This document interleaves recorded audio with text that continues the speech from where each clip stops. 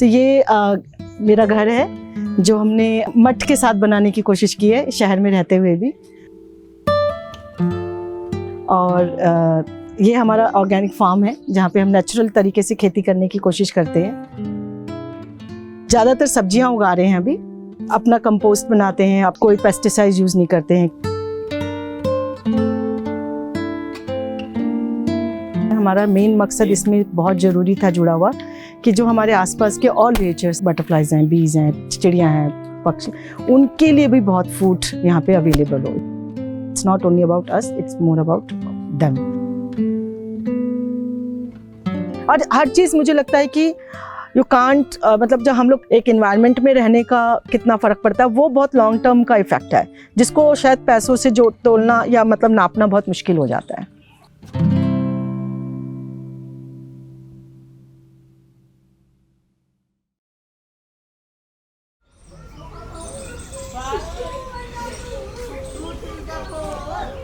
तो हमने कोई 25 साल पहले आज से ये एक इंस्टीट्यूट शुरू किया था जो बच्चों के लिए था, जिसमें मोस्टली बच्चे इस बैकग्राउंड से आते थे जहाँ उनके लिए मेंटल ट्रॉमा में बहुत है, फिजिकल वायलेंस उनके साथ हुआ है, न्यूट्रिशन वैल्यू उनके खाना पीना कम मिला तो उनके हेल्थ के ऊपर में भी इशू बहुत होते थे। तो मोस्टली बच्चे हमारे पास जो आते हैं वो लॉन्ग टर्म में रहने के लिए आते हैं, लाइक टिल द टाइम वो अपने पाँव पे खड़े नहीं हो जाते और अपना काम नहीं करने लगते हैं।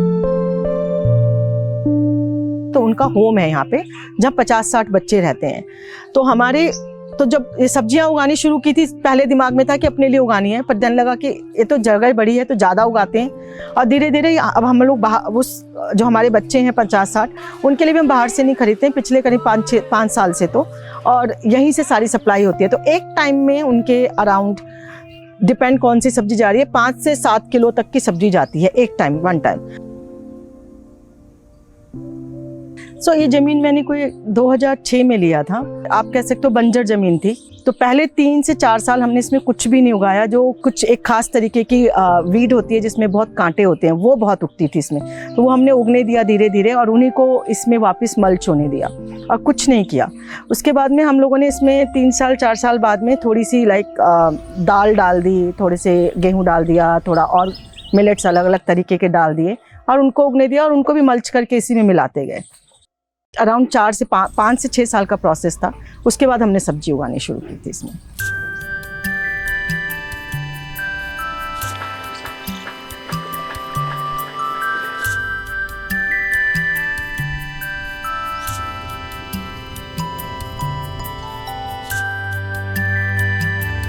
फर्स्ट 2 साल तो बहुत अच्छी सब्जी नहीं आई थी, इट्स लाइक जस्ट थोड़ा बहुत ग्रोइंग, बट 3rd ईयर से like we can see that change, like ना इतनी तेज़ी से सब्जियां उगनी शुरू हुई और धीरे धीरे उनकी ग्रोथ अब बढ़ती जा रही है कि अब हम लोग का कंजम्पशन ही नहीं, हम बाहर भी थोड़ा बहुत बेचने लग गए हैं इसको।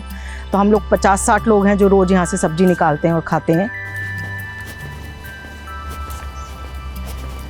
तो लहसुन जैसे मेरे घर के लिए तो पूरे साल का निकल आता है, मुझे लहसुन नहीं खरीदना पड़ता, प्याज नहीं खरीदना पड़ता, स्टोरेज कर लेती हूँ। ऐसी हल्दी मैं बिल्कुल नहीं खरीदती, अब धनिया भी नहीं खरीद रही हूँ, मेथी भी नहीं खरीद रही हूँ, ये चीज़ें मैं बिल्कुल नहीं खरीद रही बाज़ार से। और फ्रूट्स तो मुझे आई थिंक 2-3 साल हो गए मैंने बाज़ार से ख़रीदा ही नहीं है बिल्कुल भी। जो पर यही है कि जो उग रहा है वही खाने को मिलेगा, आपको उसके अलावा कुछ नहीं मिलेगा, क्योंकि वो उस सीज़न के लिए ही बेस्ट वही है खाना। दूसरी चीज़ें बेस्ट नहीं है तभी अवेलेबल नहीं है नेचुरली। कोशिश यही होती है कि अपना सीड कलेक्शन हम खुद बनाएं और जिनके नहीं मिल पाते हैं या नहीं बन पाते हैं वो फिर हम कोशिश करते हैं ऐसे रिसोर्सेज से लेने की जहाँ से नेचुरली ग्रोन किया हो उन्होंने भी।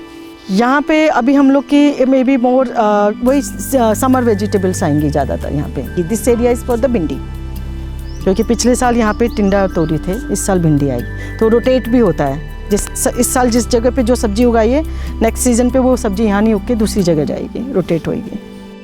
ये घनश्याम भैया हैं और यही हमारे साथ में काम करते हैं पूरा। इनको हम अन्नदाता भी बुलाते हैं यहाँ पे इसलिए तो सारा खेत यही देखते हैं।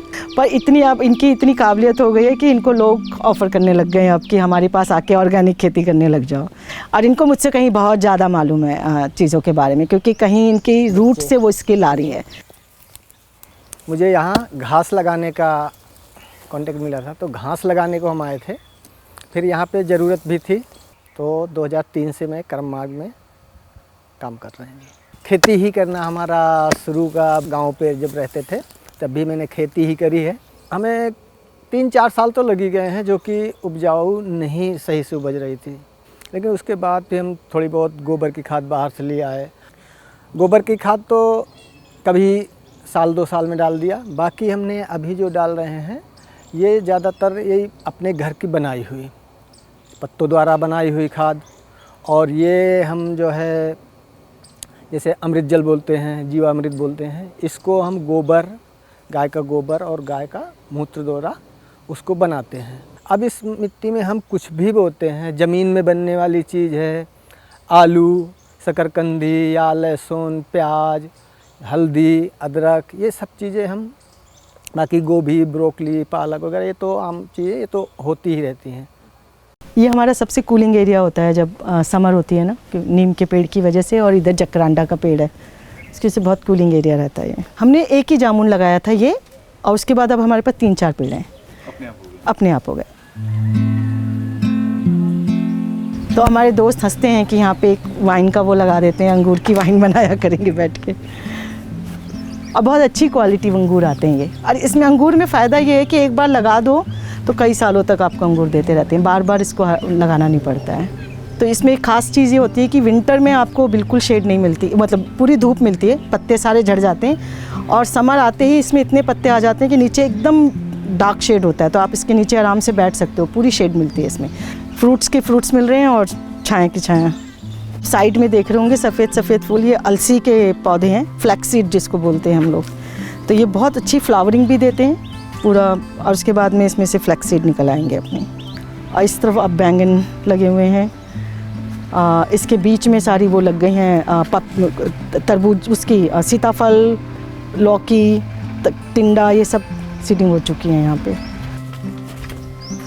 सो यहाँ पे गाजर उगी हुई है बहुत, गाजर, मेथी, पालक, ये सारे सिट्रिक्स प्लांट के फ्रूट्स हैं, वो पेड़ हैं। बीच में चीकू का है। इनमें काफ़ी हमको पूरे, एक बार शुरू होता है आई थिंक जून से, और पूरा विंटर तक हमको इसमें मौसमी, माल्टा, संतरा, ये सब मिलते रहते हैं फ्रूट्स। अभी इनमें नया फ्लावरिंग चालू हो गई है।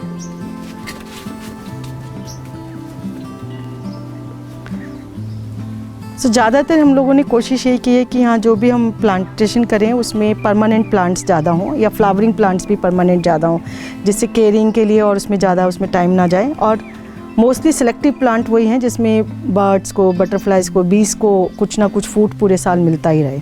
उसके अलावा गिरगिट वगैरह, गिलहरी, यही सब तो बहुत हैं। ये सब चीज़ों के बारे में जो हम बोल रहे हैं वो उन्हीं की जगह है, वो रहते हैं, हम उनकी जगह में आए हुए हैं, तो उनका राइट पहला है यहाँ पे रहने का, उसके बाद हमारा है। तो इसलिए हम लोग किसी भी जो भी सिस्टम में हैं उनमें से किसी को भी उखाड़ फेंकने की बात नहीं करते हैं, वो यहाँ रहेंगे और उनके साथ हम सर्वाइव करेंगे। जब आप फार्मा कल्चर में जाते हो और उसको पढ़ने लगते हो तो खाली फ्रूट प्लांट्स नहीं, उसके साथ साथ में आपको लगता है कि आप ऐसे फ्रूट प्लांट्स या ऐसे पेड़ भी लगाओ साथ में जो दूसरे पक्षियों को और उनको भी भोजन देना। सो हमने वहाँ पे फिर चेंजेस करने शुरू किए, लाइक ऐसे फ्रूट्स प्लांट्स को लगाना शुरू किया जिसके में भी फूल ज़्यादा अट्रैक्ट करते हैं बटरफ्लाइज को, बीज को, चिड़ियों को, और हमें फल मिल जाते हैं, या ऐसे फल जो वो भी खाते हैं और हम भी खाते हैं। तो वो उसकी वजह से यहाँ पे हमारे छोटे से एरिया में इतने पक्षी आ गए हैं अब, और इतनी सारे अलग अलग तरीके की और जीव जंतु देखने को मिलते हैं जो कि पहले नहीं मिलते थे हमको। जब ये जगह थी तो बरगद के लिए सब बोल रहे थे कि इसको हटा देते हैं, बरगद नहीं रखते, बहुत जगह लेता है। बट बरगद एक ऐसे पेड़ है जो आपका ऑक्सीजन लेवल तो साफ़ करता ही है, उसके बाद बहुत सारे पक्षियों को ये बहुत इम्पॉर्टेंट है उनकी नेस्टिंग के लिए। मैं डेली अपराजिता की चाय पीती हूँ, which is very good for आपकी डायबिटीज़ के लिए, इन्फ्लेमेशन के लिए, अस्थमा के लिए, मेंटल हेल्थ के लिए तो बहुत ही अच्छा है अपराजिता। सो अपराजिता हमारे यहाँ बहुत लगी हुई है, और हम अपने सारे बच्चों को भी, जिनको भी, क्योंकि हमारे पास बच्चे इस बैकग्राउंड से आते हैं ना, साइकोलॉजिकली इफेक्टिव, उनको सबको पिलाते हैं अपराजिता की चाय। ये पत्थर चट्टा है, एक्चुअली ये भी वीड ही होती है एक तरीके की, तो इसको हमको थोड़ा कंट्रोल रखना पड़ता है, नहीं तो बहुत तेज़ी से फैलता है। ये किडनी वाला, हाँ, पत्थर चट्टा किडनी, और चोट पे भी काम आता है, दर्द जहाँ पर है वहाँ पे। एंड दैट्स एलोवेरा बहुत है हमारे पास में, क्योंकि ये हम लोग अपने शैम्पू बनाने में भी यूज़ करते हैं, नहाने के लिए भी यूज़ करते हैं, खाने में भी यूज़ करते हैं, तो बहुत सारी चीज़ों पे जाता है ये। और किचन वेस्ट का पानी, किचन का जो पानी है सारा, एंड कम हियर, और यहाँ पे हमने वो केले और बैम्बू और पाइप्रस लगाया हुआ सारा, तो पानी को वहीं पे सोख भी लेते हैं। और यहाँ पे काफ़ी है उनको चिड़ियों और उसको कीड़ों मकोड़ों को रहने की काफ़ी जगह मिलती है उस जगह पे।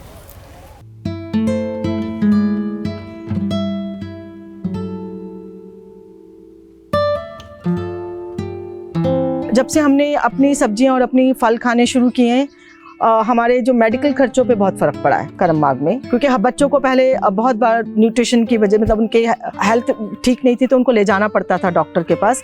और हम लोग बहुत सारी ट्रीटमेंट भी यहीं करने लग गए, नॉट उसके लिए छोटी छोटी चीज़ के लिए डॉक्टर के पास जाना। अमरूद का, नीम का दातुन सब बच्चे करते हैं हमारे मोरलेस, तो दांतों की प्रॉब्लम कम होने लग गई है। तो जब उनको पता है कि हमारा हीमोग्लोबिन कम हो रहा है, हमें पालक खाना है, हमें हरी सब्जियाँ ज़्यादा खानी है, जो कि नॉर्मली घरों में बच्चे नहीं खाते हैं, तो यहाँ पे बड़े आराम से वो खाते हैं। यहाँ सब बच्चों को पता है आंवला खाने से बाल अच्छे होते हैं, स्किन अच्छी होती है, सब आंवला खाते हैं अपने आप, हमें बोलना नहीं पड़ता है।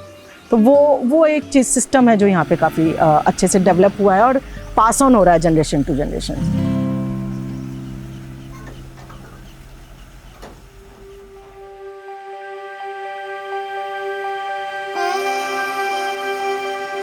जब भी मैं काम पे आती थी तो मैं मोस्ट ऑफ द टाइम यहाँ आके बैठ जाती थी अपना लैपटॉप लेके, और या बच्चों से बातचीत भी करना है तो किसी 2 बच्चों से अलग बात करना है, किसी स्टाफ से कुछ डिस्कस करना है, तो हम यहाँ पेड़ों के नीचे आके बैठ जाते थे और हम बात करते थे। I don't treat in like my trees, और ये it's like my family, like my बच्चा कह लो या मेरे बड़े कह लो, बड़े बूढ़े हैं, मेरे बच्चे हैं, ये सब हैं। तो वो एक कनेक्शन बहुत स्ट्रांग था मेरा इनके साथ में, तो इसलिए मैंने सोचा घर भी क्यों ना इन्हीं के बीच में फिर बनाया जाए।